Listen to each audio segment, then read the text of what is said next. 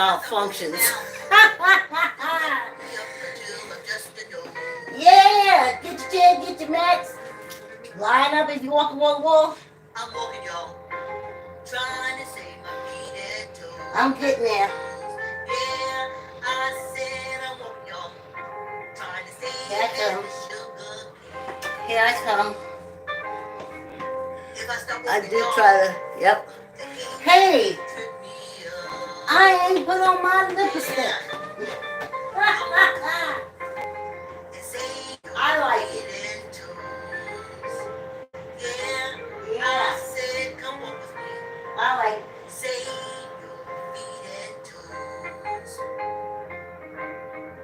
Cause if I stop walking down, cut me up. You know you can start without me. Yeah.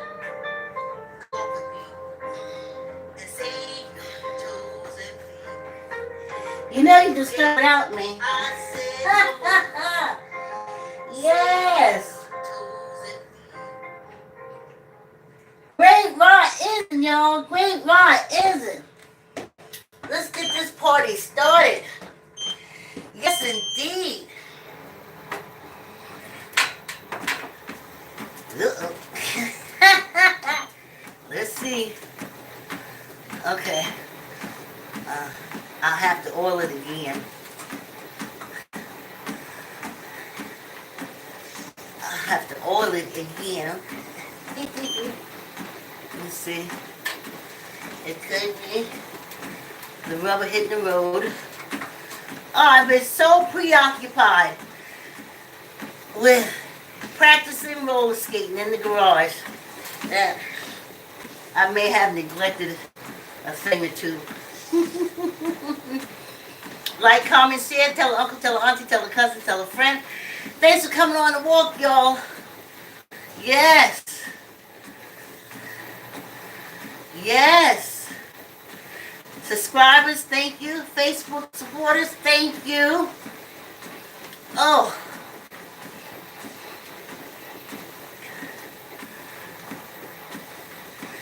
Using the Nautilus machine yesterday afternoon and roller skating and now getting on the treadmill. And my legs are saying, just push through, honey, because we used to do way more walking than this. And I was like, I'm doing my best. But I tell you something, roller skating and ice skating is easy. What I have to work on is my balance. But if you guys go back to the first videos from, 3 years ago, this Emancipation Proclamation Day, you will I have to turn the music down. You'll hear how this whole walking thing started because I wanted better balance.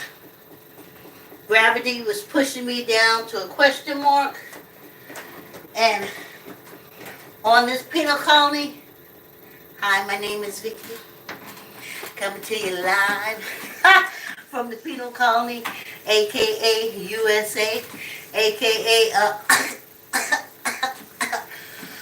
America. Yeah, gravity was pushing me down. I had no balance. My balance was off. My muscles weren't getting there. So this is how I'm trying. I can't go and have people who I know think I'm a born and blood inmate criminal touching me under the guise of wanting to heal me or do something. It's impossible. All you can put out is that negative energy. And you can keep that. So I'm not going through that. And like a car, I don't want to go no place where in the process of trying to help me, something get broken. And I'm committed to your industry for the rest of my life. I don't want that. So roller skating seems to be the right thing. It's back to me regaining my balance, feeling secure, knowing all I know. I'm hearing. I had an ice skating coach, and y'all know I had Eric the roller skating coach. So I had them in my head, and I follow my eyes, and the part is keeping my shoulders. And to help me, I know they said when old people talk to themselves. Yes, and then the old joke is, because it's the best conversation I can have. Yes, it is. Anyway, I also encourage myself. So, when it got through to me, it's like, your eyes, where your eyes go, and also Netflix, Canadians' worst drivers, where you're looking is where your body will go. So, I focused on a spot in the garage wall, and I just said, I kept saying to my eyes, I said, eyes, get there. Get there. And then the next thing I know, I was kicking off. And I was like, wait a minute here now. I was trying to control my feet. And I know people say, oh, what she just said is so ignorant. Well, I've been that. Many times. But the eyes are controlling my feet and what my feet do. According whether I'm in heels, sneakers, skates, ice skates. So I started saying, I would line up, look at the spot, and I would say, eyes, eyes. And I said, get there. And the next thing I know, I was kicking off. And I got to that point that my eyes was focused to. I wasn't focused on trying to control my feet. My eyes did it. Wow. Anyway, coming along.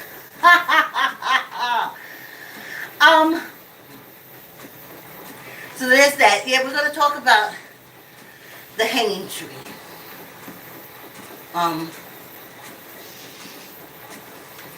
I understand now. I kind of understood then too. Because there was a time in my late 40s that I didn't have a friend under 72. I could sit there and listen to them talk.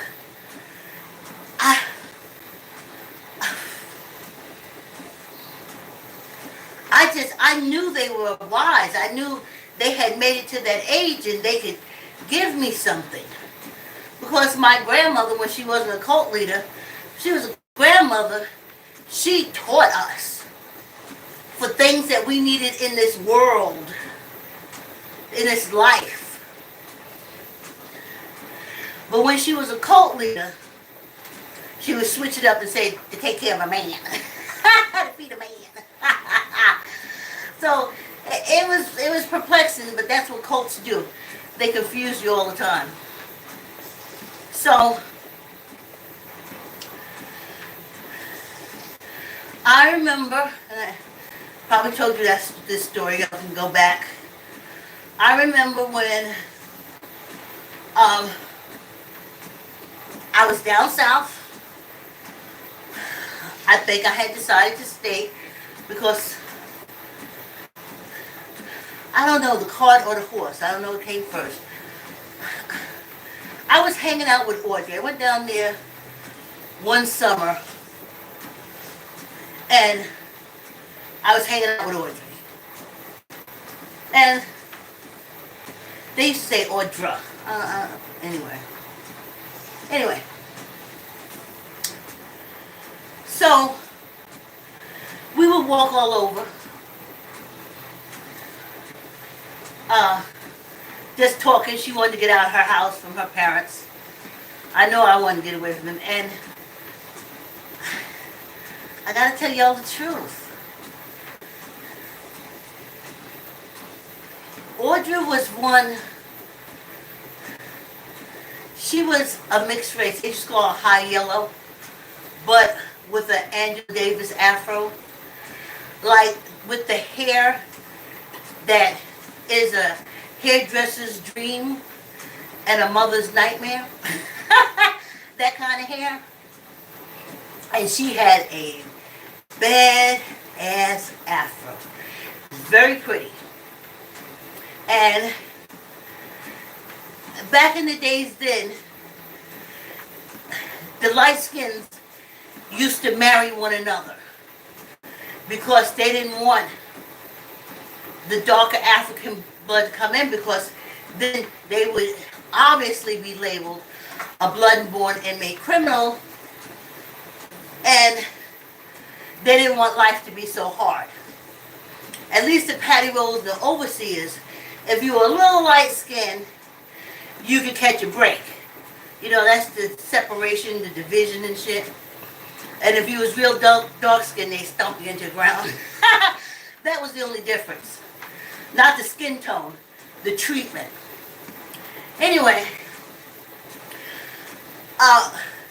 my grandmother loved Audra. Loved her, loved her, loved her. So, anything Audra has, Miss Days, can Vicki come and walk to the store with me? Right away my grandma said, yeah. Now when I got back, you got that high yellow gal coming in here asking me, but I didn't care. Me and Audrey were gone, we were out. And we used to talk and walk, and the regret I have is I taught Audrey to smoke. For some reason she said, you from New York, I know you know how to smoke. And I was like, yeah, I'm the big bad girl from New York. So,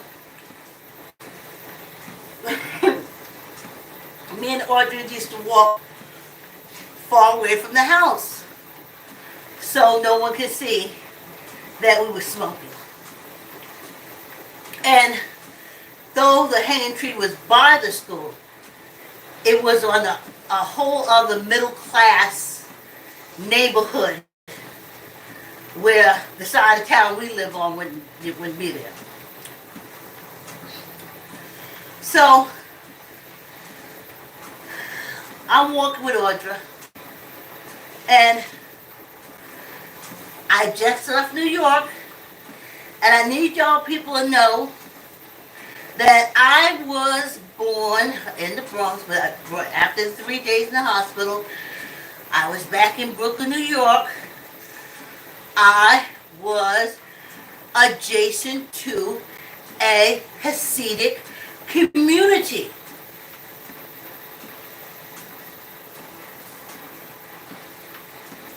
Don't look at me when I talk about that's what it was. That's what I was born into. Okay? It was a switch. Maybe first and second grade we had Italian teachers. But by third and fourth grade, we had the Central Europeans. I'll call them Jewish teachers. And that's what they taught us about. Don't get mad at me because I know Jewish customs so well. I did. That was what was taught me. Nothing about me.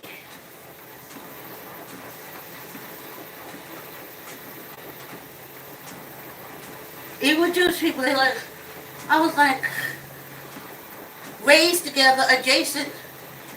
You were in my school.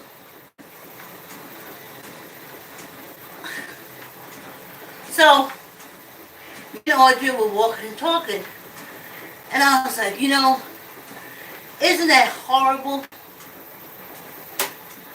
about all the Jewish people being killed by that horrible man? And Audrey looked at me,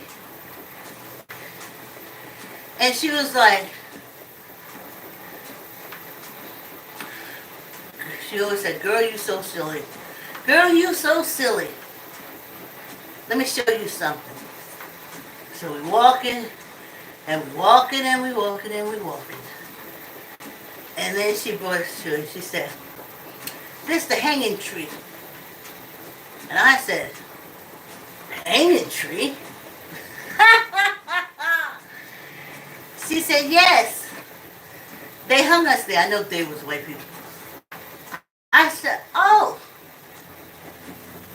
I said, what did they do? She said, you so silly. They didn't have to do nothing but be black.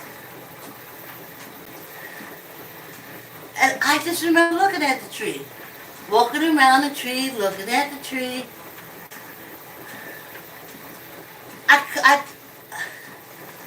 I couldn't understand, but then I could.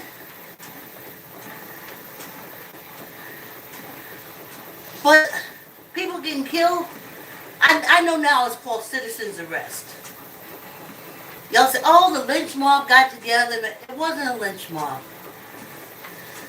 These were people, white people, it's across the nation, it's still on the books, who are allowed to erase, convict, and punish the labeled born in blood inmate criminals, the descendants of the African prison ward who were imprisoned on this penal colony by the crowns of Europe.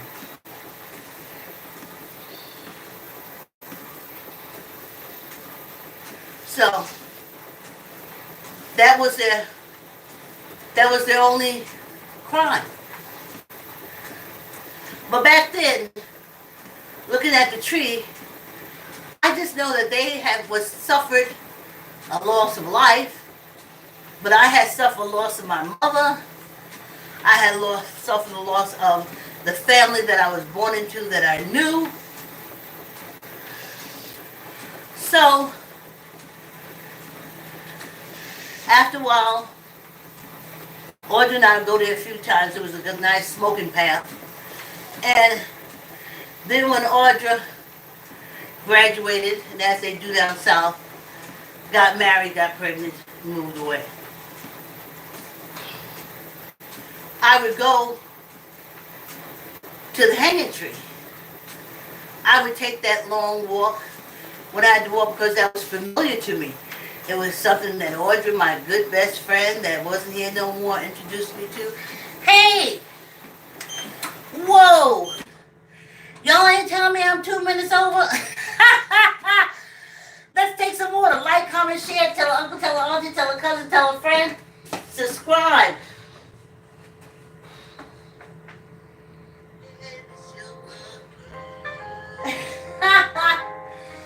Oh man, I just got back from South Carolina, y'all. Whoo. Come on with me and say your feet and toes.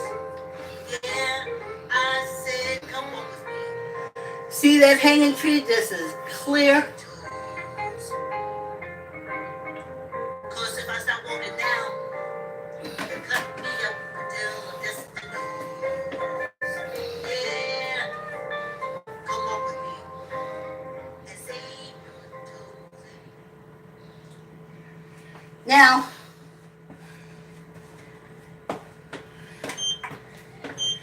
I know why in all countries that respect the elders, and as I told you, I highly respected them. I got stories of survival. Uh-oh, that's why I'm here.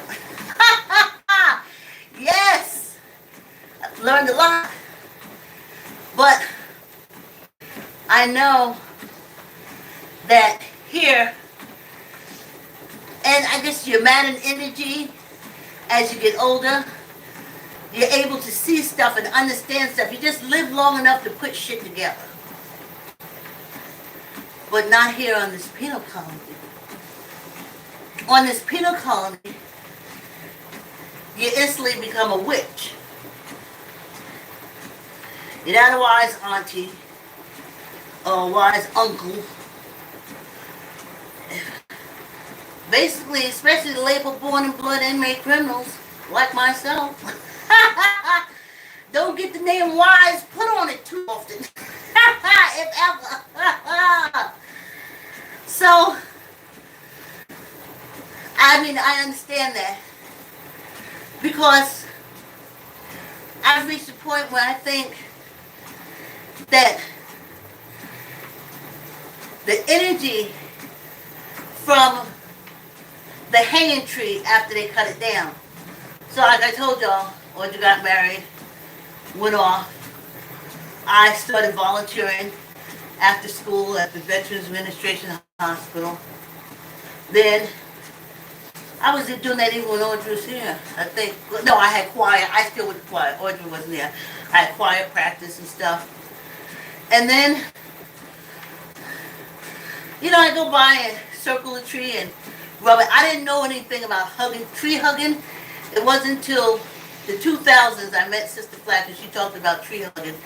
And I was like, I used to be a tree hugger, but downside I couldn't hug it so much, so you had to be more of a tree toucher.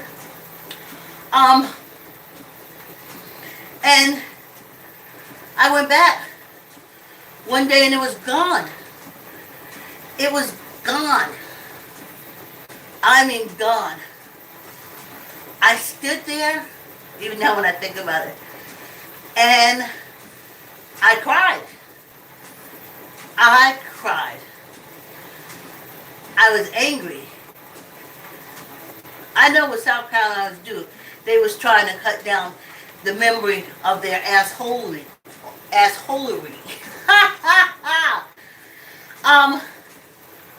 But I had kind of connected, bonding with the tree. Well, I know now, looking back, those bonds stayed with me. And after a while, I didn't have to go back to the tree. Whatever energy I got from the tree was with me. And it pushed me to go on. Because contrary to popular belief, and I used to hear this a lot as a child, but all I know is penal colony, grooming, and BS. I know that people that love you, that energy will always love you. That's energy of love for you. It doesn't matter that they're not here. Now I know y'all got cult teaching, and through your cult teaching y'all taught that only one person out of all these million, billion people, only one person can give you all that energy and come back.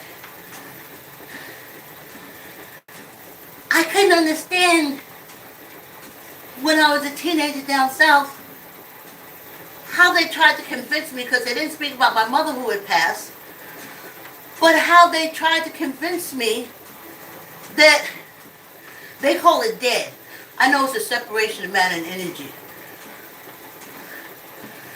But they call it dead because you're done. And you don't even see what you're doing to your energy that you need to protect you. This is energy that helps me run. And I get on the treadmill and want to roller skate. It's energy. And sometimes I have my own, and sometimes my ancestors there to charge me up. They don't stop loving me because they did.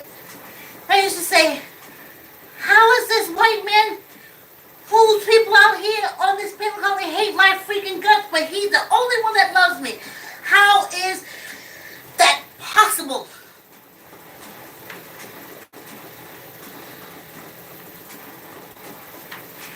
I love my daughter. My energy is used, is shown for loving my daughter. When my man and energy separate, if she's still here, it will continue to do the same.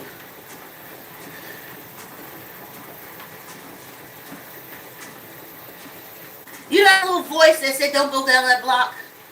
Now, I know y'all give it to that blonde-haired, blue-eyed boy in sandals. No, he don't know you. He ain't never loved you. Like your mother, like your father. Because they're matter and energy, they're matter and energy. The matter is gone, but the energy is still there, and they still love you. But you let these cults drive that energy away from you. And then they give you the book of the dead. Anyway, let me, so, over the years when I get, like, building the concept for Africans in America theme park, I had a whole slogan that I used to use.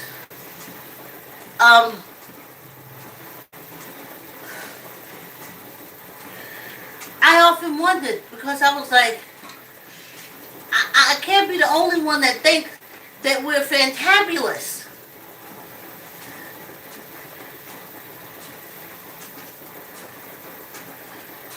So then when I went about researching and stuff for Africans and everything, that was all it was. It wasn't a book assignment. It was how could I show us in the best light our history and stuff, because they kept saying, oh, they erased our history. No, they did not erase our history. You didn't look for it. I've been looking for it. It just wasn't easy.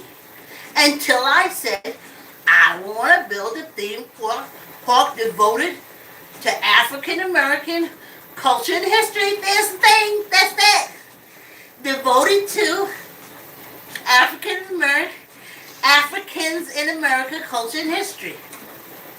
And I had to find out how we came here, who brought us here, and of course the cotton picking thing was out. But the ancestors kept saying, look how they laying down in the boat. Look how they chained up. That ain't somebody brought over here to pick produce. And then, when I see the people that come across to pick produce, ain't none of them ever chained down to nothing. None of them chained down to nothing. But I ignored that, because I wanted to accept the line that we were brought here for produce. And then, some of the men elder, they used to say, well, oh, hey, thanks for coming on the walk. I don't know who it is. I'll see afterwards. I can't see it. They used to say, you don't want to find out. Ooh, this hip thing going. It's this fat that I'm trying to get rid of. But this fat is heavy on my hip. It's this whole roll here that won't allow me to do that. Anyway, it's a work in progress. I'm trying to take the question mark and turn it into an exclamation point. So, ooh, it's the stomach weight. That's all the problem. That is the problem. And the fact that I want to lean forward. And the whole point of me doing this is so that I can lean back. And you see, as long as I'm leaning back, no pain, no nothing. The minute I start leaning forward, this 20 pounds hit my hips and stuff. So it's like I'm stretching it back. I'm like, okay. Okay, so you see, no pain. No, no pain. Because I lift my whole body off my legs when I lean back. And that's thanks to the Norlis machine and roller skating. But gravity keep pushing me forward, y'all. Gravity keep pushing me forward. So I push back. Yeah. So at this age, I realized that the energy from the hanging tree had a lot to do with getting me through life.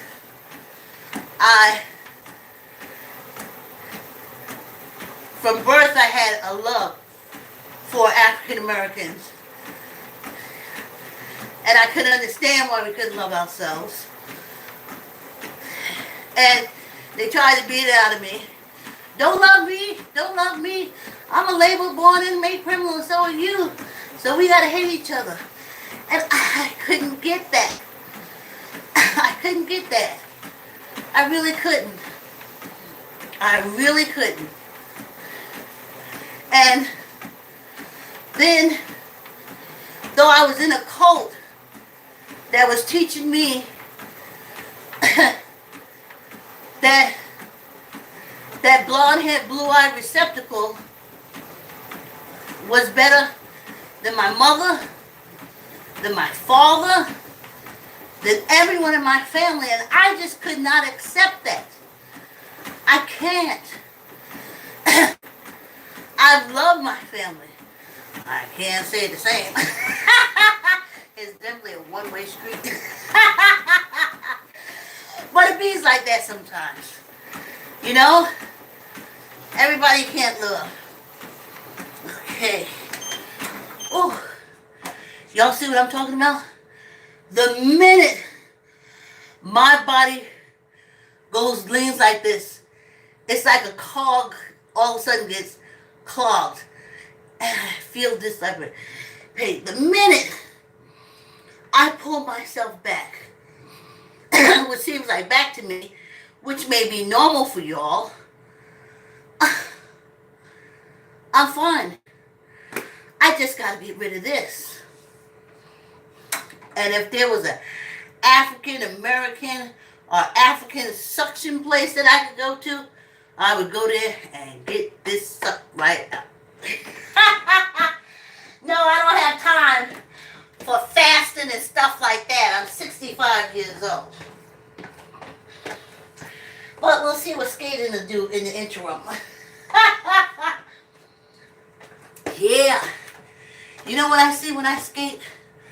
Let me see who this is that came on the wall. Hi, Teresa. Oh,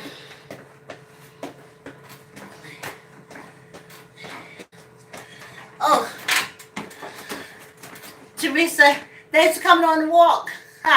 Teresa wanted to educate me on my voting things. Anyway,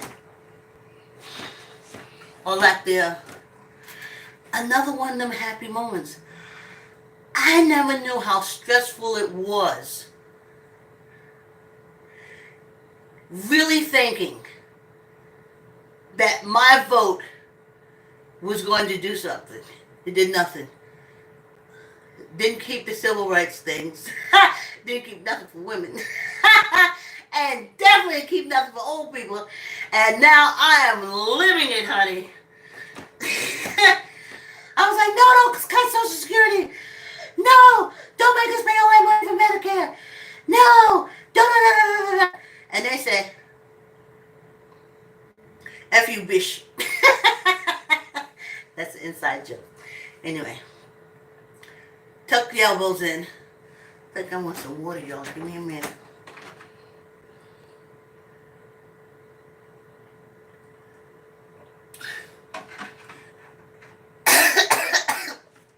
tell you the joke. When we were living in Greenwich, we was living next to Sonia. Beautiful sister. Oh my gosh. Funny, wonderful. She got caught up in the 60s with the whole Hearn thing. You remember that? The Republicans, they know how to move drugs. The folks know how to move drugs. Okay, definitely with the help of the Democrats. Anyway, let me get this out. Squeeze your gut, tuck in your elbow, neither up nor down. 5. 1, 2, 3, 4, 5. So, she lived in Portchester. And in Portchester, there was a lot of Central Americans. And trust me, I didn't meet one that really liked African Americans. Okay? Whoa, honey. They bought the whole bullshit package. Okay? So, Sonia was living in the house and it was something with the garbage. What day you put the garbage out, what day you don't go up, put the garbage out. And you're supposed to put it by your door. Well, Sonia said she didn't understand the lady, so her garbage would be put on time. So the lady said to her, "You black bitch, put your garbage out." Now you may not find that funny, but they're here. Sorry to tell it. So then we started calling each other and became an inside joke. We say, "Hey, you black bitch."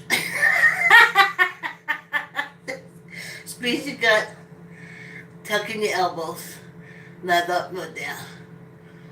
1, 2, 3, 4, 5, and 1 for good luck. So, that's what they said to me. "You black bitch." All these years ago, they did shit. But make your high blood pressure go up. Make you stressed out. Make you feel like what you're doing or anything you're doing is not going through because nothing. Oh, women's rights, not happening. I'm voting for it. You ain't getting it. You know?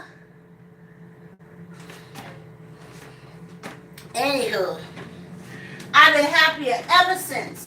Ever since.